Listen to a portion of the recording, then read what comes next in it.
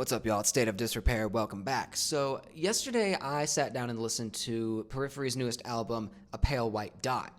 And I have a lot of thoughts about this album that I want to share with y'all today. So in a lot of ways, the record is a continuation of what we've come to expect from Periphery, just leading up to this point. The kind of progressive, very genty, kind of super down-tuned guitars, super brutal, insane stuff. I mean, all of these guys are incredible musicians, right? They're personally one of my favorite groups of all time, full disclosure.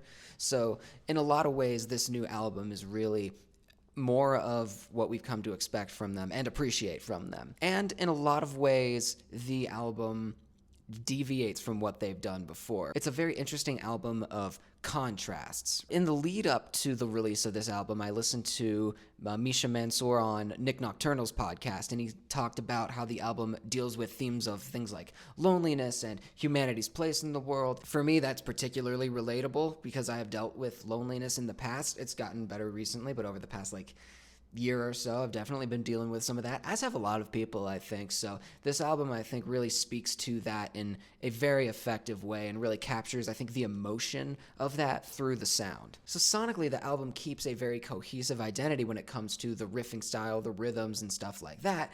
And it also simultaneously draws in a very wide influence from a bunch of different genres. One of my favorite examples of this is their use of electronic elements kind of throughout the album, right? A song will go from insane, brutal, heavy, chuggy, and it'll cut immediately to a very kind of ambient, hazy sounding electronic section, And their electronic style is actually very interesting to me. It sounds, the image that I get when I listen to it is looking down a city street when it's raining out. There's a lot of neon signs, and everything kind of has a fuzz to it, right? That's the image that I get from the electronic sections that Periphery puts in. And the electronic sections really are a great example of their talent as producers, because I know that at least Jake and Misha have their kind of offshoot project called 4 Seconds Ago, which really kind of leans into the electronic elements that we hear a lot of in their other work. But the clash between the electronic sections and the heavy sections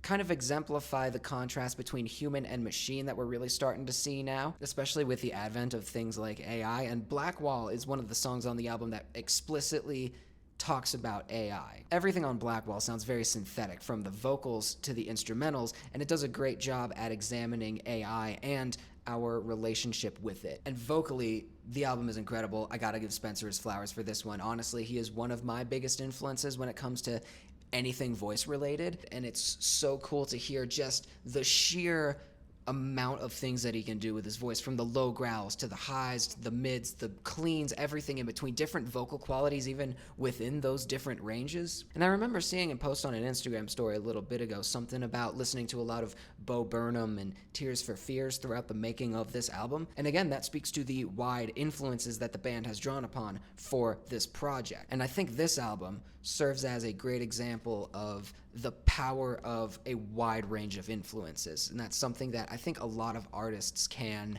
take into their own practices, right? I know for myself, no type of music is really off limits to me completely.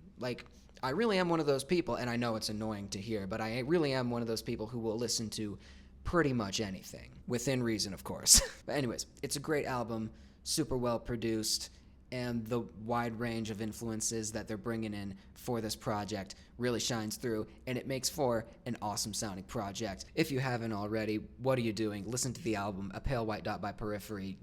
You'll know where to find it. Anyways, I appreciate y'all sticking around for this rant about one of my favorite bands of all time and a new album that I will definitely be putting in heavy rotation going forward. Thank y'all for watching to the end of this one. If you like what you saw here, feel free to like, comment, subscribe, hit the bell, all that good stuff. And y'all take care of yourselves. I'll see you around.